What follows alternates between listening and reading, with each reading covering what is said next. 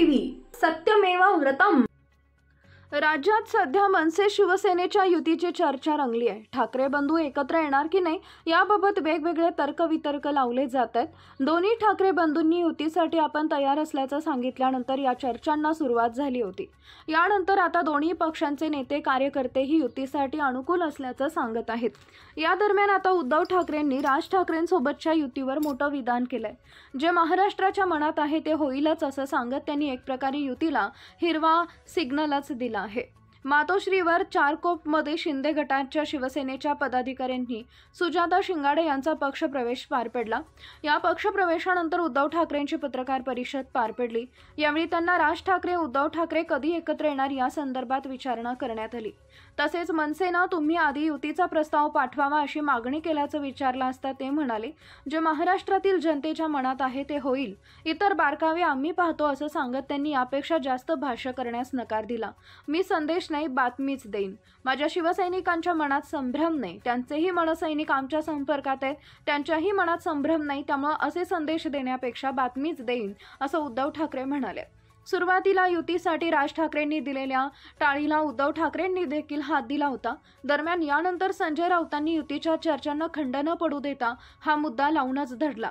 ठाकरेंची शिवसेना युतीसाठी सकारात्मक असल्याचं राऊतांनी वारंवार सांगितलं, तर सकारात्मक असून काही होत नाही, प्रस्ताव कुठे आहे असा सवाल मनसे नेते संदीप देशपांडेंनी उपस्थित केलाय।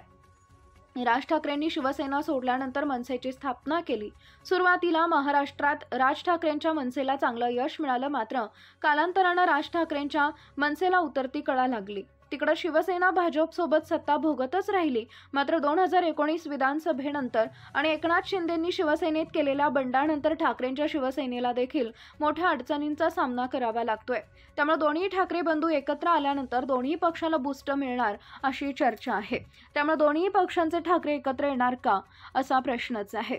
मात्र दुसरीकडे महायुतीची देखील राज ठाकरे यांच्यासोबत चर्चा सुरू आहे। त्यामुळे महायुतीची रणनीती ठाकरे बंधूंच्या युतीचा डाव हाणून पाडणार का की राज ठाकरे उद्धव ठाकरे एकत्र येणार याकडे आता संपूर्ण महाराष्ट्राचं लक्ष लागलंय। उद्धवजी, आणखी एक विषय आहे, संपूर्ण महाराष्ट्राचं लक्ष लागलंय की राज ठाकरे उद्धव ठाकरे कधी एकत्र येणार। साथ दिली, प्रतिसादही सकारात्मक आहे, पण मनसेकडून सांगितलं जात आहे की युतीचा प्रस्ताव पाठवा। ठीक आहे, बरोबर आहे, जे महाराष्ट्राच्या जनतेच्या मनात आहे ते होईल।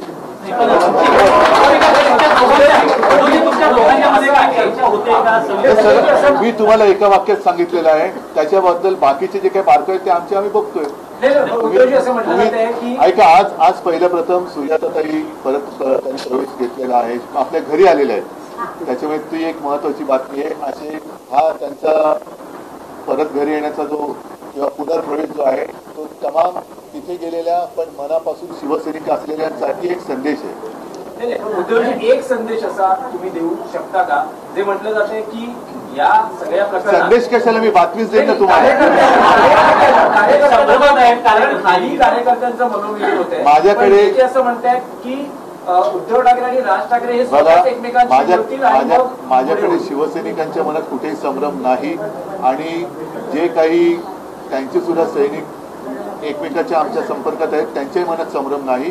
तर माझं म्हणणं की संदेश वगैरे देण्याच्या विभागात काही थोडंफार हेवेदेवे होते, त्या कारणास्तव मी रागाने गेली होती, पण खरंच मी माझ्या मनाने स्वतःहून दिलगिरी व्यक्त करते, कारण मला हे जाण्यामध्ये काही इंटरेस्ट नव्हता, ते पदात पण तिथे काही इंटरेस्ट नव्हता, पण लोकांनी तिथे जाऊ नये अशी मी सगळ्यांना विनंती करते आणि जे गेलेले आहेत त्यांनी परत आपल्या घरी यावं, कारण जे प्रेम मातोश्रीला मिळतं ते कुठेही मिळू शकत नाही। मला वहिनींनी 2 दिवसामध्ये इतकं म्हणजे माझ्याशी बोलल्या ना, तर मला इतकं बरं वाटलं का मी 2 रात्र एवढी शांत झोपली। म्हणजे साहेबांसारखीच जागा आज वहिनी आपल्या चालवत आहेत आणि वहिनीने मला एवढं सांभाळून घेतलं, त्याबद्दल वहिनींचं पण खूप खूप आभार। आणि साहेब तर आपले सगळ्यांनाच माहिती आहे, बाहेर लोक बोलतात उद्धव साहेबांसारखा माणूस कोणी नाही, खरंच लोक बाहेर बोलतात आणि उद्धव साहेबांसारखी खरंच कोणतीच व्यक्ती अशी होऊ शकत नाही। मुख्यमंत्री असताना तर त्यांनी खूप चांगलंच केलेलं आहे, पण आताही साहेब एवढे सगळे नगरसेवक निघून जात आहेत, पण साहेब त्यांच्या जागेवर ठाम आहेत आणि आजही त्यांना वाटतं आपली शिवसेना ही मोठी होणार आणि नक्कीच शिवसेना मोठी होणार। धनुष्यबाण आपल्याला मिळो न मिळो, पण आपली शिवसेना आपण सगळ्यांनी मिळून आपण मोठी करूया।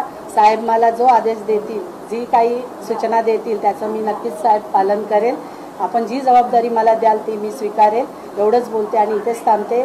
साहेबांचे एकदा आभार मानते, वहिनींचे आभार मानते, राऊत साहेबांचे आभार, आपले आमदार आहेत परब साहेब, कोकणीसभाई यांचे सगळ्यांचे आभार मानते आणि इथेच थांबते.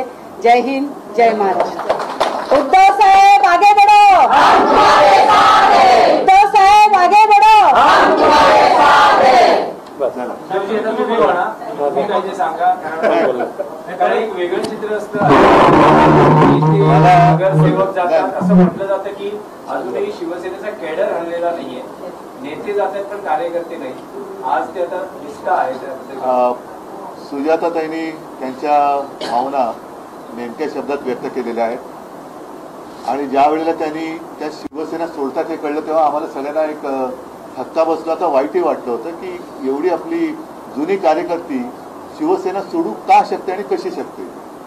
ठीक आहे, तो आता सगळा इतिहास झालेला आहे. गेले 3-4 महिने किंवा किती जो काय काळ तुम्ही तिकडे होतात तिकडे एकूण सगळं बघितलेलं आहे. बेबंदशाही, अंधाधुंद आणि कशासाठी लोक तिकडे जात आहेत, तिकडे जाऊन काय करताय हे तुम्ही जवळून पाहिलं. त्याच काळामध्ये तुम्ही मला यापूर्वी सुद्धा सांगितलं आणि आता सुद्धा सगळ्यांना तुम्ही सांगितलं की तिथे